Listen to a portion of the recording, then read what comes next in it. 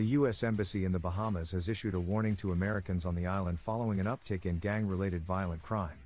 News.com has learned that events leading up to this communique are 18 murders in the country's capital, Nassau, since the start of 2024. The warning issued on January 24 noted that the murders took place at all hours of the day including during the daylight hours, and blamed it on retaliatory gang violence. The advisory told visitors to lay low and exercise extreme caution in the capital city. It also called for vigilance when traveling at night, whether by car or on foot, per U.S. Embassy in the Bahamas. It advised that no attempts should be made to physically resist any robbery and called on individuals to rethink their personal security plans. A local publication, the Nassau Guardian, has since reported that the island country's Prime Minister, Philip Brave Davis, issued a statement declaring that policing would be more intrusive to combat the rise in crime. "We will not violate anyone's civil liberties, but you are likely to be impacted by more roadblocks and unannounced police action," he said during a public address. "This may make you late for your appointments, or delay plans you have, but this is a small price to pay for the collective benefit of having our streets made safer, and our lives less blighted by murder and other violent crimes."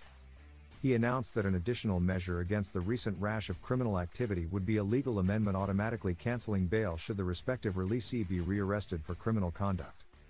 This follows a travel advisory by the U.S. State Department a day earlier when it called for the reconsideration of travel to Jamaica due to crime and medical services.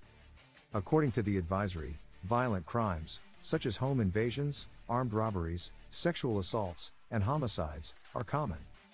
Sexual assaults occur frequently, including at all-inclusive resorts. The department pointed out that criminal activity in the country is accompanied by the lack of police attendance when and where necessary, and that cases are infrequently prosecuted to a conclusive sentence.